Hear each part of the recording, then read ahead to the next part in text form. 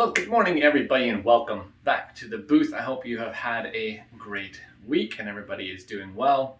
We're going to be taking a bit of a shift this morning from Romans. We did one sort of return Romans in our part of our series last week, and we're going to go back to that shortly. But this has been a very weird couple of weeks getting back from vacation and getting ready for some things coming up. But when I sat down to prepare, which like even our schedule, which is pretty concrete for when we prepare our sermons, it was all thrown around and out the window. And so when I sat down to prepare, Romans wasn't going to work this week. And I really felt compelled to go somewhere else with this morning. And I eventually settled on Jonah. And so today we're going to take a quick kind of overview of the entire book of Jonah and look at this main point that it addresses, where we look at the messages from Jonah about mercy and grace. Things that I believe we very much need in our lives today, given the state of the world around us. Now, Jonah is a fascinating book. It is a book that brings up this sort of question and problem, at least at first glance, it seems like a problem, of how can God be fully just and fully merciful? Totally just, totally merciful. On one hand, he is forgiving and he forgets those grievances and crimes against him and releases people who have committed crimes and sins against God out of the love of his heart. And on the other side, he is also totally just and is able to and does allow consequence and give out punishment for people's sins. How do these two things coexist? And it's a question that is brought up in the book of Jonah, basically throughout the whole book. And we don't really get an answer until the cross in the New Testament. And so it's a fascinating book with a lot in it. But we're just going to do sort of a big overview of the large picture of Jonah and the lessons that are in it. You see, Jonah kind of runs parallel to the story of the prodigal son, the parable of the prodigal son in the New Testament. But really that should be called the lost son. It's a much better title for it, in my opinion. And Jonah fulfills the roles of both the son that goes away and the son that stays home. And if you remember just briefly, the story of the prodigal son or the lost son is about the father who has two sons. One son takes his inheritance from his father early, leaves home and squanders it on a lavish lifestyle in a fancy town somewhere. And then the other son stays home and works diligently, putting in all of his effort and dedication for his family and the family business. And the story goes that the one son returns and the father welcomes him back with open arms, throws a big party. And the second son says, I've been here the whole time. Why haven't you done this for me? Like, what is the big deal? I'm the one who's been here working for you this whole time. And it ends with a bit of a cliffhanger with the father saying, shouldn't I love him? Shouldn't I forgive him? Welcome him back. Everything I have is yours. What are you worried about? And Jonah also ends on a bit of a cliffhanger with him shaking his fist at God and God saying, well, shouldn't I be this way? And so we'll look at that as we explore the book of Jonah. Jonah starts with the introduction of our main character, of the main man in our history here, Jonah himself, who is the son of a man named Amittai, and is sent on a journey, on a mission from God to go and preach to the Ninevites. The Ninevites being those that live in the capital city of Assyria, one of the main protagonists in the Bible, the main antagonist in the Bible against the Israelite people. The people of Nineveh and of Assyria are always at odds with the Israelites, and at this time in history are ramping up to be a very big problem.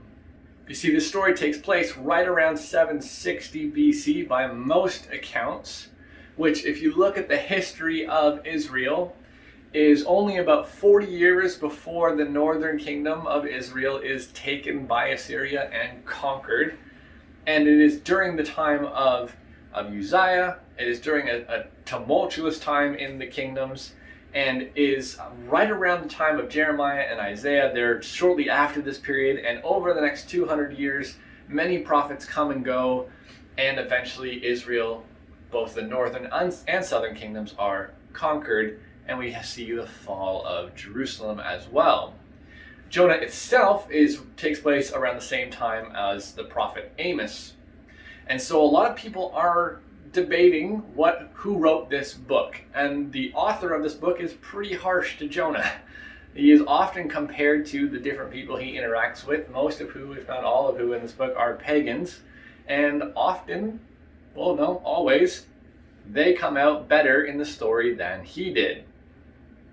And so what we see here is Jonah, a prophet sent from God, to a place where they have a great deal of nationalistic, of religious and racial tension with that people as Jews. And he's sent there to go and proclaim to them that they are going to be judged for their sins if they don't change their ways. And so we're told that Jonah doesn't do what God says. In fact, he does the exact opposite. God sends him to Nineveh, but rather he boards a boat and he sends himself towards the port of Tarshish, which is basically the end of the world. It was the farthest port from Jonah that we're aware of, that they knew of at the time, and it was the exact opposite direction. By all possible evaluations, this is the last thing that he should have been doing. And so he gets on this boat, and we're told in verse 3 that he heads to Tarshish. To Tarshish. Not sure what word came out there. And he went there to flee from the Lord.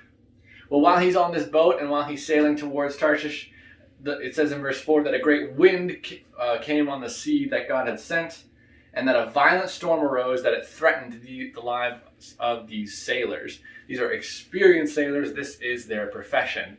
And they react. They do everything that they can to keep the boat afloat.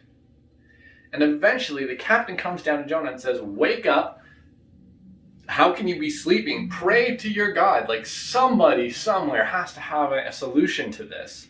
Pray to your God and see if he will have mercy on us.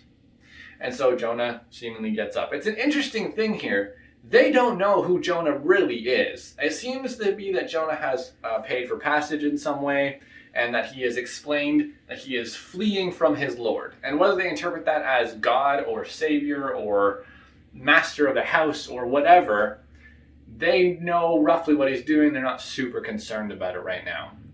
And so it's interesting, they don't send guards down. These are people that wouldn't have been in sort of religious harmony with Jonah necessarily. These are most likely pagan people. They don't send guards to shake him awake and put him in the dungeon and let him die. They don't try to throw him over the ship. They go get him and be like, come help us fix this.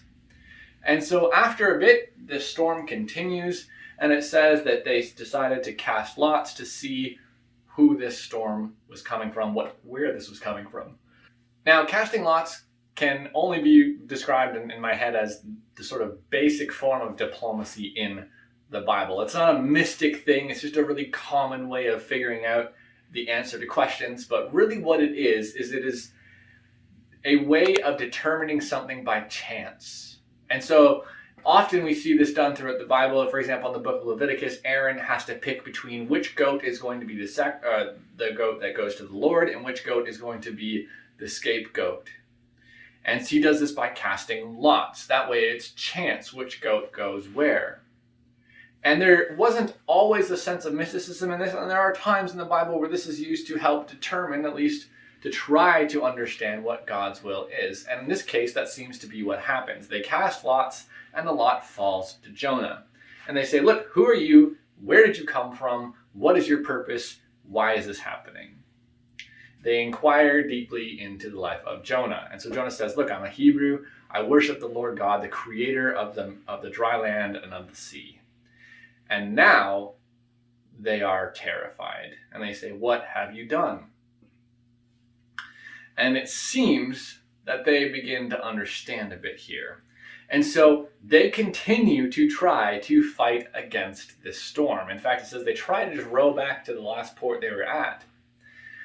They don't immediately turn on Jonah. It's an amazing thing. Like, they're actually not awful people. They don't turn on Jonah. Jonah has to tell them to throw him over the side, but they still try to get back to the dock. And eventually they succumb to the power of the storm and they say fine, and they throw Jonah over the side and say, look, don't keep us accountable for this. And so they toss him aside, and eventually the storm calms. After some time in the belly of the fish, you've all heard that part of the story, I'm sure. After some time in the fish, Jonah accepts his mission and heads on his way to Nineveh.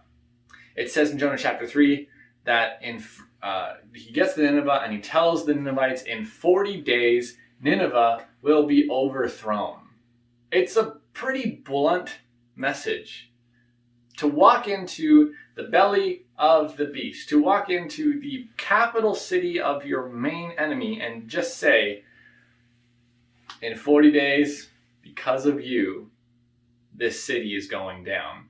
In fact, it's so crazy that most commentators say that this is just sort of a reference and interjection by the author to say, this is where Jonah preached. This is where Jonah gave them the message that God had for them.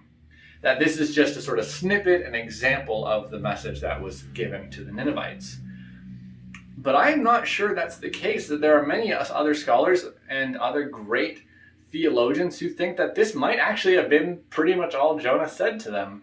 He has a great deal of animosity for the Jewish people, and it kind of makes sense, for the Ninevites, not Jewish, it kind of makes sense that he says to them, in 40 days, you're all going down. And Tim Keller says that in his mind, he thinks Jonah basically walked in there and they said 40 days and God's going to nuke you with glib satisfaction. Well, eventually the warning makes its way up to the king, the story tells us. And that the king decrees that everyone needs to call urgently on God and give up their evil ways and violence. And this is a really interesting part of the story, because the edict from the king isn't what we typically see from the Assyrian and Babylonian leaders after they conquer Israel. If you think of the story of Shadrach, Meshach, and Abednego, they are under the mandate of the king that anybody who hears the music must bow down to the statue and worship the king. There's no question, there's no politeness, it is a royal mandate. But the edict of the king of Nineveh is a little different. It's much more pleading in a way and encouraging to the people. The king says to his people in the edict, let everyone cry out to God. Let them stop their sin and anger. And you get this idea that the king is ready to make a change. And he's simply begging his people to go along with him. And it clearly worked, because the city is spared. And this is where we get to chapter 4. You see, up until the beginning of chapter 3, Jonah is very much like the first son in the story, in the parable of the lost son, who has gone and run away from the home and his responsibilities. And now we get to the end, chapter 4, where he transitions to the son that stayed and worked diligently. You see, Jonah in chapter 4 is now just sort of a brooding mess outside the city, and he gets very angry, and he prays in his anger to the Lord. Isn't this what I said, Lord, when I was still home? That is what I tried to forestall by fleeing to Tarshish. I knew that you are a gracious and compassionate God, slow to anger and abounding in love, a God who relents from sending calamity. Now, Lord, take away my life, for it is better for me to die than to live. Yikes, Jonah. It's fascinating to me that he starts this conversation. He's angry and he's going to confront God about it. He's bold. I'm going to give him that. And God replies with a very simple question. Is it right for you to be angry? It's an interesting question, but Jonah doesn't really seem to get it. And so God provides a plant for Jonah. Jonah stomps out in the wilderness, and God provides a plant that grows up and gives him shade. And Jonah begins to appreciate and care about that plant. Well, over the night, though, it withers away. And so when he wakes up, he is once again angry about this plant. And so God says to Jonah, again, is it right for you to be angry? In fact, Jonah even says, it would be better for me to die than to live. So God says, really, is it right for you to be angry about this plant? And Jonah says, yes. Yes, it is. I'm so angry that I wish I were dead. And then God uses this opportunity to try to get a lesson across to Jonah, and this is where the cliffhanger happens, because we don't really know what happens to Jonah. But he says, look, you didn't plant that plant, that vine. You didn't make it. You didn't nurture it. You didn't raise it. And yet you cared about it, and you were upset when it died. You had empathy in a way for this plant. Isn't it the same for God and the people of Nineveh? Isn't it the same for me and my people in Nineveh? Is it right to slaughter them when they don't know what is right or wrong? I may not have made them evil. I may not have created them and brought them to this place. It was their disobedience that did that. But far be it from a merciful God to punish people that are that lost, but to show mercy on them instead. There's 120,000 people in Nineveh, God says, and they cannot tell their right hand from their left. And basically what he's saying is, look, you, just as you were concerned about that plant, I have every right to be concerned about these people. You should not be angry about this. Jonah's the last person who should be angry, and the story ends there. Along with the parallel to the story of the prodigal son, at this point, like I said, he's transitioned to the second one, the one who's given his all. He's worked for the father, but his disobedience comes in a different way. The first son says he disobeys his father by running away and spending his life extravagantly and in total worthlessness. The second son is disobedient through his loyalty to his father. He becomes so obedient to him that he feels entitled to something. And that is a different kind of disobedience. Jonah has shifted to that side. He did what God wanted, and he is entitled to some retribution for these folks. They're a different religion. They don't worship God. They're an evil people. We don't like them. Keep in mind, Jonah has probably never encountered Nineveh before. We're not sure that he's ever been there. It doesn't really stand to reason that he has traveled to this place that he didn't want to go to at all. It seems to be something that is culturally there between the Assyrians and the Israelites. They hate each other.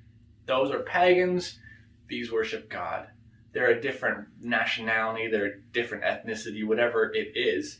They're brought up and sort of ingrained in them to hate these people. The story has a parallel to the Good Samaritan as well. So the Good Samaritan, if you recall, is a story of a man who's traveling down the Jericho road. It's a parable that Jesus tells and says that on his way he gets mugged. It's a dangerous road at the best of times. And you don't travel through that road unless you actually have to. It's just the most direct route through, I believe, Samaria. That might be wrong. Don't quote me on that. And so this man is robbed while on that road and beaten and left for dead. And several people pass him because they don't want to stop and get caught by the same people who left this man to die. And so they just keep going. Head down, gotta go. But a man from Samaria sees him and says, and seemingly a wealthy man, that's maybe, takes time, risks his own health and well-being to take this person, put them on a donkey, and slowly travel to an inn. Where at this inn, he establishes an open-ended financial agreement with the innkeeper. And most people agree that he would have been fully extorted for much money. But he never sets up a bargain of repayment. He never establishes an agreement where this person will provide back to the man, to the Samaritan, anything. And he says, look, take care of this person at basically any expense. And he goes and deals with his affairs to come back later and settle his debt. You see, Jesus tells this story as an answer to a question. He says to people to love your neighbor as yourself. And then he's asked, well, Jesus, what does that mean? And Jesus says, well, this is what it means. And he tells the story of the Good Samaritan.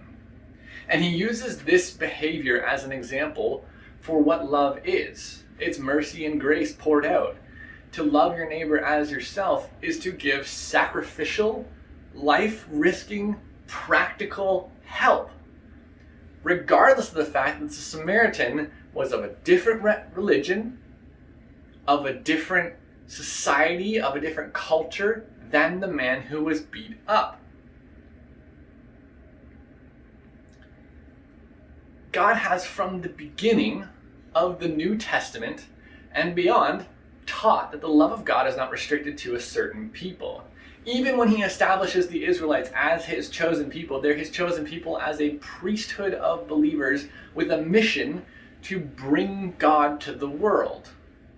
And there are rules in the Levitical law as to how to assimilate other people into their culture as God's followers. There are rules on how to give and take God around with them and to show God to the world. And then Jesus takes those and explodes them open into the individual practical mission of every person who follows him. They live, and the Good Samaritan was if it was based on a real person or not. It's an extremely politically, ethnically, racially, and religiously very charged time in this area of the world, and it really hasn't changed today. And Jesus says, look, to love your neighbor as yourself is to basically put aside any prejudices that you have, any concerns about what religion or what ethnicity or what race or cultural heritage anybody is around you, and give sacrificial, life-risking, practical help to those people.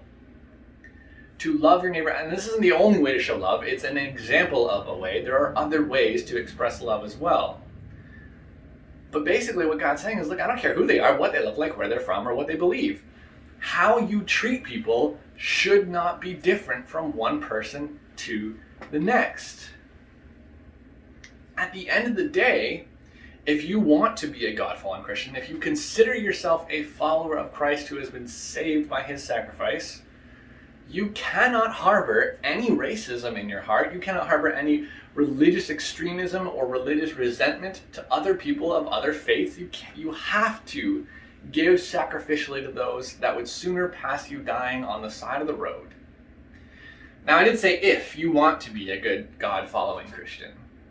And if this sounds like a heresy to you, if it sounds like something that will never be a part of your life, then leave.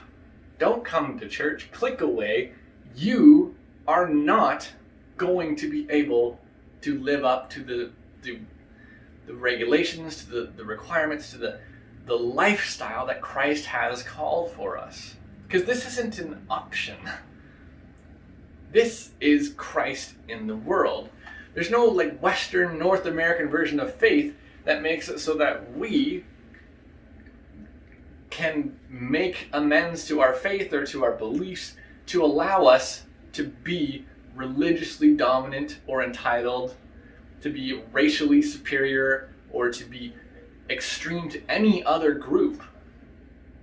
We have to be a loving people, showing the mercy of God, trusting in the mercy of God, and bringing the message of faith and repentance with love and passion, with the love and passion of God to everybody.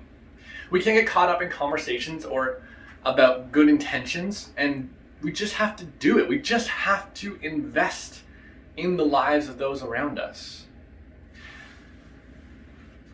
This is potentially an unprecedented time in our history. There may never be a time like this while we're alive again.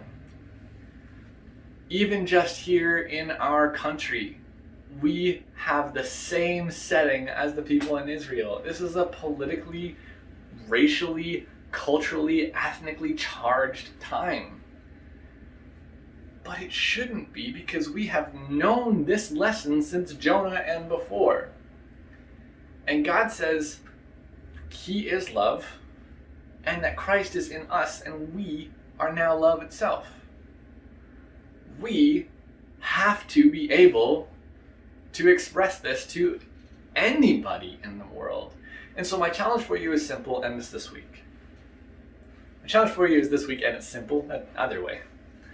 Invest in love this week. Invest in mercy. Don't be like Jonah and feel entitled or enraged by God's concern for those that you disagree with or that you don't think are worth it. Be like the Good Samaritan, as cliche as that might sound, who risked his life and his wealth for someone who needed it. Show the world the love and mercy that God has mandated to us.